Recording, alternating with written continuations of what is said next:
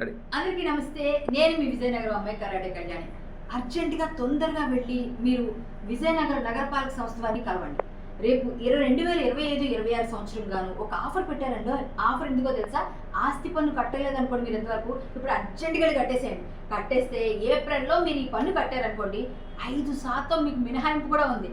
So మీరు చాలా రోజులుగా పెండింగ్ ఉన్న బిల్లులన్నీ కూడా చెల్లించేస్తే మన విజయనగరాన్ని సుందరంగా నందనవనంగా తీర్చిదిద్దారు వాళ్ళు ఖచ్చితంగా. తొందరగా ఏప్రిల్ నెలలో మీరు కట్టేశారనుకోండి 25-26 సంవత్సరాలకు గాను ఆస్తి పన్నును కట్టేస్తే 5% మీకు రాయితీ వస్తుంది. ఖచ్చితంగా మీరు ఈ అవకాశాన్ని గ్రాప్ చేసుకోవాలి. ఖచ్చితంగా వెంటనే కట్టేయండి. నేను కూడా వెళ్ళి కట్టేస్తున్నాను, మీరు కట్టేయండి. కట్టేస్తే ఏమవుతుంది తెలుసా?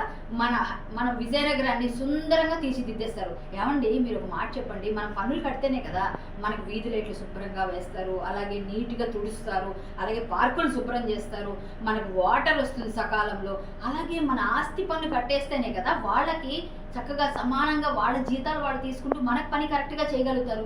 మనం ఏమీ చేయకుండా మనం అందరం ఇంట్లో కూర్చొని కట్టొచ్చులే ఎప్పుడు అనుకుంటూ ఉంటే ఇలా అయితే ఎలా ఉంటుందండి విజయనగరం అందంగా? ప్రతి గ్రామాన్ని, ప్రతి పట్టణాన్ని మనమంతట మనమే మన సెల్ఫ్గా మనమే ప్రశ్నించుకొని నేను కట్టానా లేదా, నువ్వు కట్టావా లేదా అని అడిగి మీ పక్కింటోళ్ళని అడిగి మరీ కట్టించండి.